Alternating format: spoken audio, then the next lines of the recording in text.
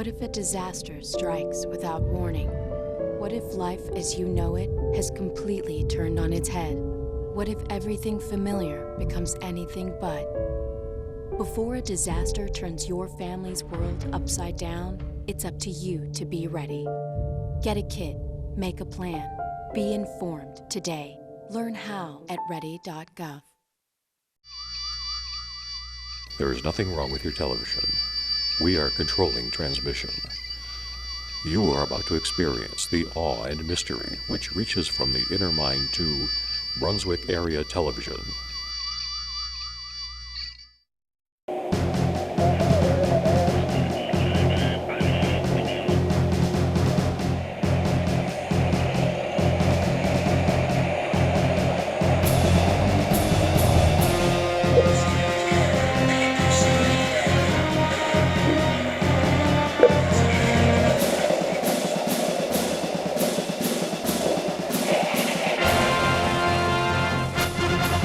Welcome to this month's Salute to Service. With me today, I got Mr. Chuck Heller. How you doing, Chuck? Just fine. Just Hey, fine. Thank you. And Mr. Heller, Chuck, you have been on the show before. Down in Wadsworth, we did a recording a couple years years back, ago. yeah. But recently, you are a new Veteran Service Commissioner, one of my bosses in the county. So I want to welcome you back to the show. It's good to have you. A little different perspective, probably. Wadsworth native, correct? Yes. Born and raised in Wadsworth? Born and raised. So when did you go to school down in Wadsworth? I graduated in 1958. So Wadsworth changed a little bit, I assume. Yes. Still So changing. tell me a little bit about Wadsworth right after World War II and all that. I mean, what was it like down there? I really can't remember because I was a country boy. Okay. I wasn't right in town Okay. at the time. But a lot of things going on down there, I assume. I'm sure there probably With was. the- Yeah. Now, you're part of the American Legion down there? Yes, I'm a life member. And how long has that Legion been there?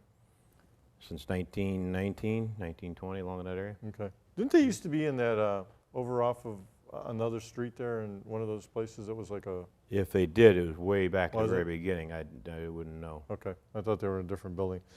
So you graduated from high school in 1950-something, 58. 58, and you go right into the service? I went in 1959. I went in. Went into the Army, right? Yes, sir. Enlisted? Yep. How come? Because I wanted to go. I had taken a test for all the other branches, and I liked what the Army offered, so I went to them. Did you? And how long did you serve? My own enlist when I was 59 to 65, and I got out, and then I went back in 73. I went with the Guard. In the Guard? Mhm. You retired from the Guard, Yeah. right?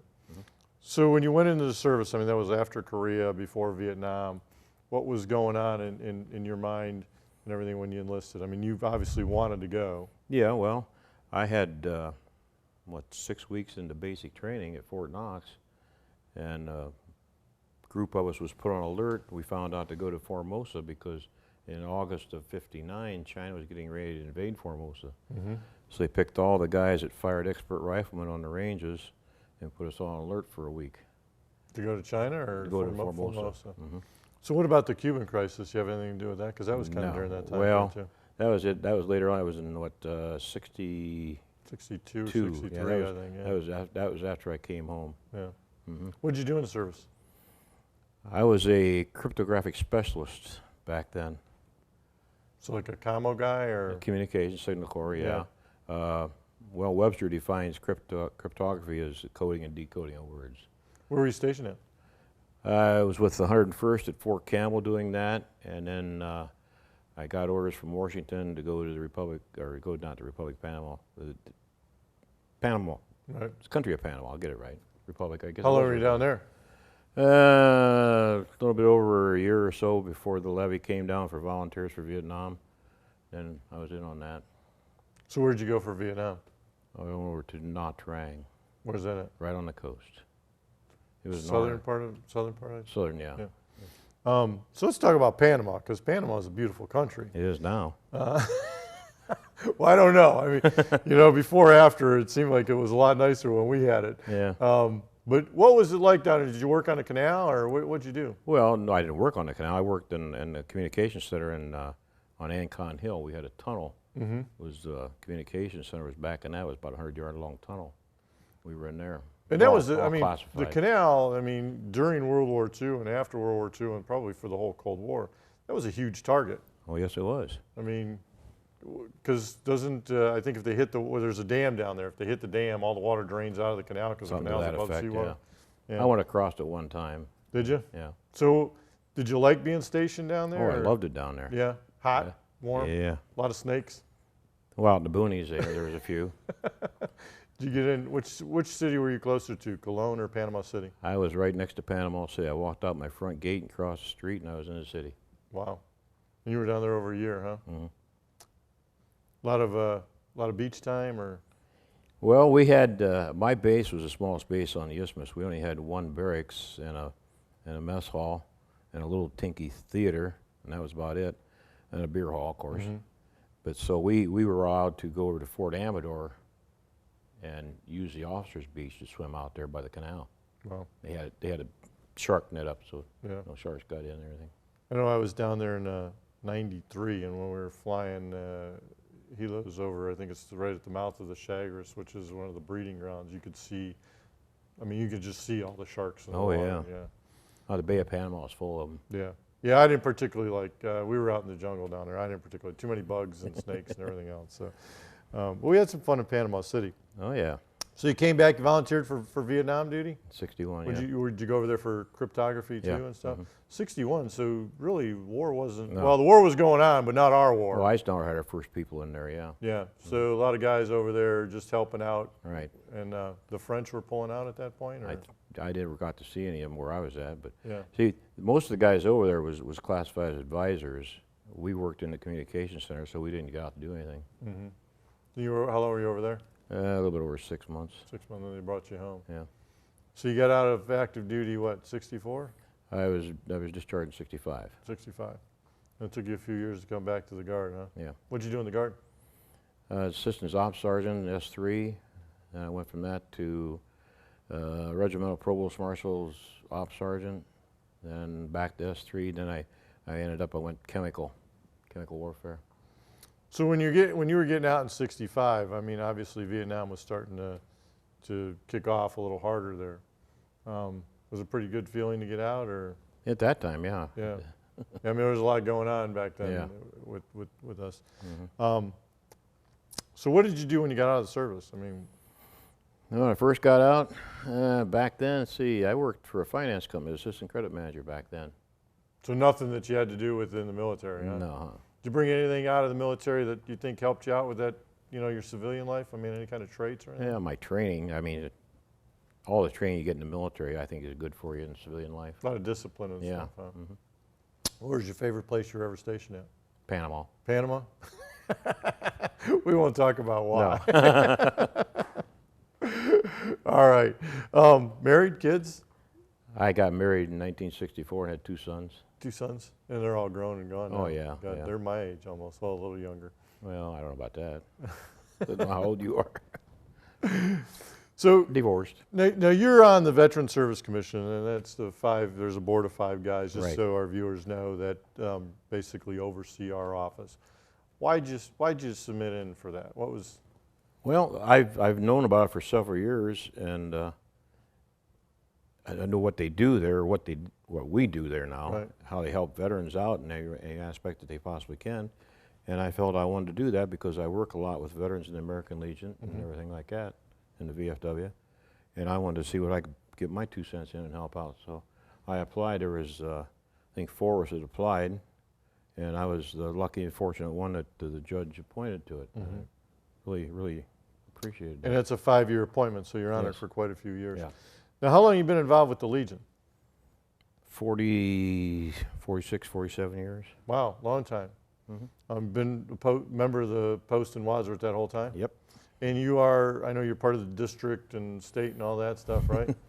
Yeah, I'm the only individual from Medina County that's ever gone through the chairs within the district, the 5th district for the American Legion, which is the largest district in the state, and became the district commander.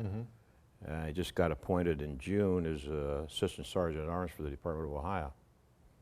So, I mean, I know all the organizations are having a tough time bringing in younger guys. Yeah. What would you, if someone, if you were sitting in a restaurant and you ran into 2 guys that just came home from Afghanistan or Iraq, what would you tell them should be the reason they should join the American Legion? Well, the American Legion is the largest veterans group in the United States. It's a wartime group, although you don't have to have been in combat to be in the American Legion. You can be any place. And we have the biggest pull and say, the biggest word in Congress of all the veterans organizations. So our national commander is down there all the time fighting for benefits for veterans, and a lot of times they get them through. Most of the time they do, but sometimes they don't. Yeah. I mean, they win some news. So I think that's, you know, a lot of people don't realize that those organizations are more than just the posts in their, you know, in their local community, that they do lobby and you know, the GI Bill, American Legion. Right. You know, even the new GI Bill was, you know, the VFW, the American Legion, the DAV, they all fought for that. Those organizations fight for a lot of the benefits that we have today. The Legion fought to get the VA benefits for veterans. Right. Back then too. They do a lot of good there. Yes. So what's the Legion do down in Wadsworth? I mean, what do they? Oh, they do a lot down there. They just had a pig roast here a couple weeks ago. They had about the 5th or 6th year they've had it right out on the square. The city allows them to block off the streets so they can set up tables out there for people to eat out there. Roast the pig right out there, the whole 9 yards. They're involved with everything down in Wadsworth. I know Joe Rogers, the commander down there. He does. Yeah. He's pretty involved in the community. You know anything about I think they support, is it the blind golf? Yes, they have the blind veteran golf tournament every year. They have that in June, I think it is. I don't play golf, so I don't get too much involved with that. Right. But yeah, they bring in, we sponsored, there's 1 or 2 blind vets. One of them, I think, comes out of Texas, comes up every year and plays. He's part of like the National Association too. Yeah, I know it's a pretty big event. Yeah, I wouldn't want to I don't play golf either, and I'd probably feel pretty bad if I'd like to see, I understand Randy Schmidt was out there this year, and I guess he wants to learn to play. Yeah. Yeah, I think he's looking maybe for a coach or something like that. Probably I don't know. He's doing pretty well, I heard. He probably beat me at golf, and that's a sad thing to say. That's why I don't go out there. Myself. I'm not much of a golfer. A little putt-putt maybe here or there. So what about, you also belong to the VFW, right? And where do you belong to that at? Medina. Medina? I'm a quartermaster there. So what's the difference between the VFW and the American Legion? Is there any? Well, as I said, the American Legion uses wartime dates, but you do not have to be in a combat zone or out of the states even. You could. I have friends down there who's been stationed at Fort Knox, Kentucky for 3 years. And they're members. The VFW had to be in country and be awarded different medals. A campaign medal or some kind of expeditionary medal. You actually had to be somewhere to get that. Yeah. You got so many, it's pitiful, probably. Yeah. 4 or 5 deployments, you said. A couple. Let me ask you a little bit about our office, because you know, I want to. You know, you're sitting on the board now. How do you feel about what's your sense, or your I guess, you know, how do you evaluate what we should do and what we shouldn't do for our veterans? I mean, as far as what we do in our office when it comes to, you know, the county dollars and the financial assistance. Well, I think we do a lot up down at your office down there, our office, what you want to call it. Say we're your bosses, so I guess it's our office. I think we do an awful lot down there for the veterans in Medina County, helping them out with their different expenses they need, so forth like that, and getting them up to Cleveland to the VA and Cleveland to the hospital. I mean, you got what, 3 vans that run every day, just about, to Wade Park, Akron, Parma. Getting these guys up there to get them help, get them assistance. So do you, I mean, I guess what I'm looking for is, do you think it's important? I mean, the state of Ohio mandates that we have this office and we run this office. Do you think it's important for the community to support something like that to help our veterans, and why? Oh, I think it is, yes. Because there's a lot of places that don't. There's a lot of states that do not do that. Ohio's one that does. Ohio's been doing it for what, since 1886, I think. Yeah, Civil it's been War, a long time. Been doing it, Came out of the old soldiers and sailors. Right. But do you think it's important for that sense of commitment? I mean, because it is the people that support it. I mean, you know, it's their tax dollars. Yeah. So why do you think we owe that back to the veterans to help them and give them a boost I think anybody that's ever been in the military, they sign a blank check when they go in. Right. I mean, we both know that. I think everybody knows that. Because once you raise your hand and take that oath of enlistment, you don't know what's facing your head. Right. I mean, like you said you've been deployed 4 or 5 times. I went early. The guys after me was in deep doo-doo. And then these kids today going over to Afghanistan and Iraq 1,700 times, they're just getting chewed up. Right. And what we can do to help these kids is, the more we can do to help them, the better off we are, because they're the guys that make us, the United States, what it is today. Yeah, I think it's important. I mean, from my perspective, I think, you know, I mean, we don't, what we offer someone is to hand up to stabilize them when they come home, Right. to get them stable, to get them, you know, I mean, a lot of it is just working through the red tape with the VA for people too, and not financial assistance. A lot of it is just helping them with federal Right. benefits or health care and things like that. And I think if, you know, I talk to people that live in states that don't have community-based veteran service offices, and some of them are just lost as to the benefits that are available. And then once they find out, they have no idea how to get them, because unfortunately you call the VA and it's a 1-800 number, and I mean, You can be out you there know, all and I day. mean, it's just dealing with federal government. Sometimes There's it's so many difficult. benefits for the guys and girls that the military doesn't tell them about. Oh, and if they did tell them, you wouldn't listen to them. Yeah, 'cause that's true, On the because- day you're getting out, you want to Yeah. go home. You're not thinking about. I'm one of my positions at the American Legion. I'm the post-service officer, and I don't do any paperwork for the guys to get them any benefits. I send them up to see you or else to Cleveland.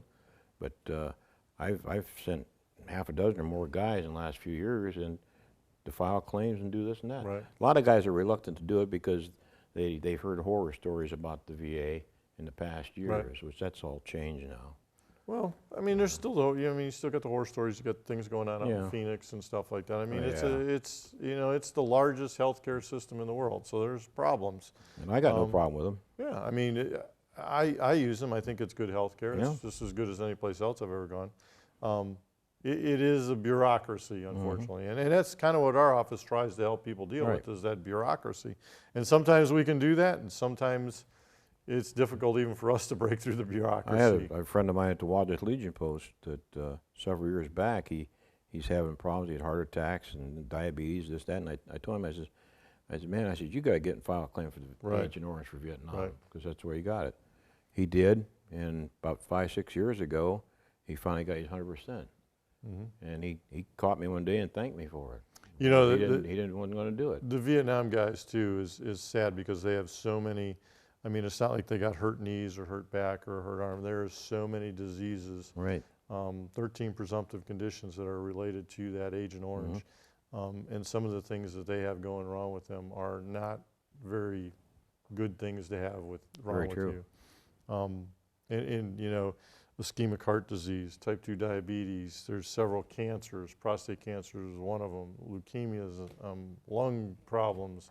I mean, they are all major health they are. issues. It's not like, hey, I fell off a truck and hurt my knee in training or somewhere. I mean, you know, and then talk about the post-traumatic stress and everything, which they never even recognized when them guys came home, and now, you know, they are recognizing it. So Vietnam guys got a lot of things going on, and they're aging too. I Right. mean, they're getting up there in their Right. years. So We and just- if you are a Vietnam veteran and you do have, you know, something wrong, please call our office and we can talk to you, whether it's a presumptive condition from the Agent Orange or whether it's something else, and help you file the claim.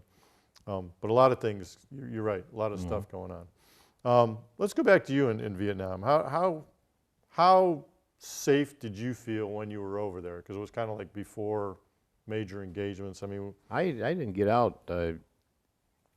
All I did was go in the comm center and do my job.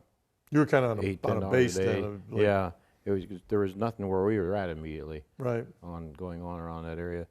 The first guy that I can remember of from this era of Vietnam that was killed over there had the same job I did actually, but he was a field man. Oh, okay. He's a field cryptographer. So he was probably out with He some was of the out in the grunts or boondocks something. and setting up sensors and got ambushed. Yeah. But where I was I was back at that time after I was out of the 101st. I was chairborne. So you got to hang out on the beach and Yeah, the a little tiki bit. bar and stuff like that. Yeah, Well, that's a pretty good duty, though. yeah. So you joined the National Guard again, and what kept you in the National Guard all those years to retire? I just liked being there and being with Like military. being in the military? Yeah. Any words of wisdom that you'd give our veterans of today, as far as, you know, what you think they should or shouldn't do when they get out? I mean, Come and see you to file a claim if they need any help for that or any other kind of assistance they need. Come to see our office. okay. Yeah, All right. I mean, it's out there. But the thing is, like I talked to guys, you know, a couple of different guys I know personally that have hearing problems. And why don't you go to the Veterans Administration and see about getting hearing aids? All they can say is they no. don't do. Yeah. Well, they used to say no, but it had to be service connected. Now it doesn't anymore. For hearing. Yeah. As long as you can get into the healthcare system, they'll usually give you the hearing aids. They'll give you the hearing. You may not get any percentage out of it, but you get the hearing aids, which is, and that's a big hunk. $3,000-$4,000. Yeah, if not more. Yeah. Yeah, hearing aids are pretty pricey. Yes.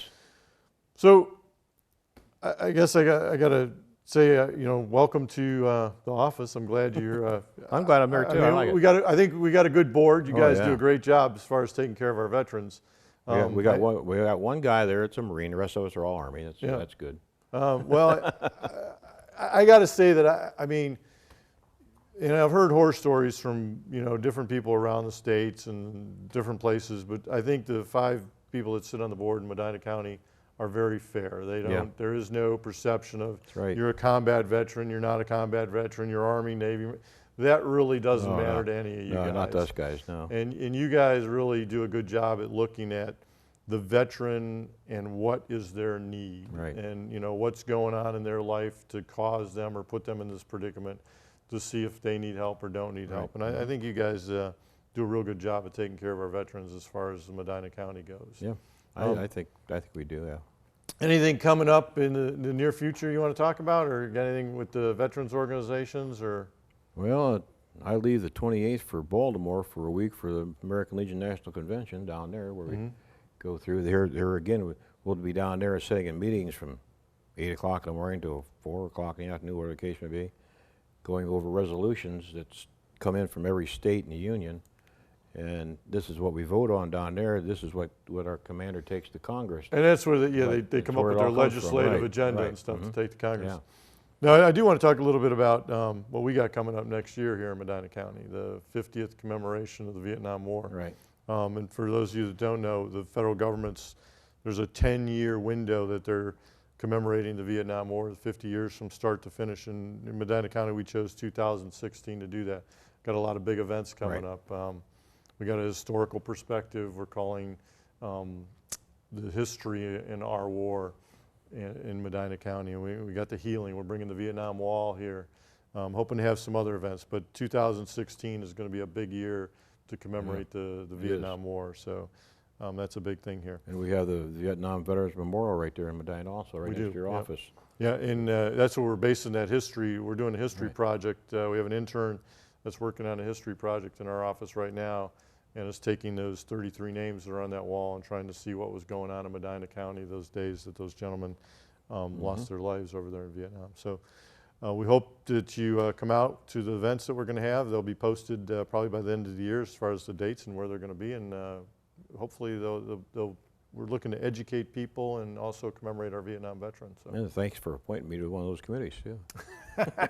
We're going to keep you busy. I got volunteered, huh? All right. Well, I want to thank you for coming on. Salute to Service. Thank you. I got to ask everybody that comes on, if you had a chance to do it over again, would you do it the same? Yes, I would. All right. We'll see you next month on Salute to Service.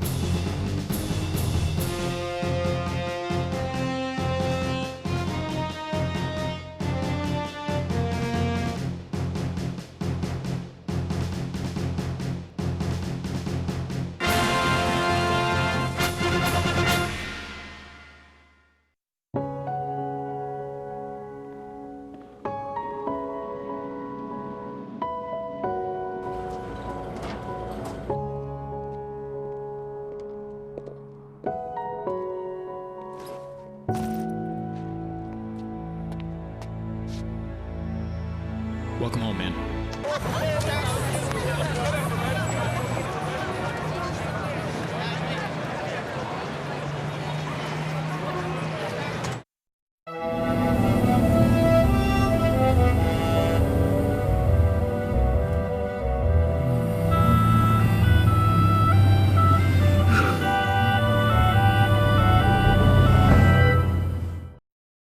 Hi, I'm Ed Zachary with Medina County Veterans Service Office.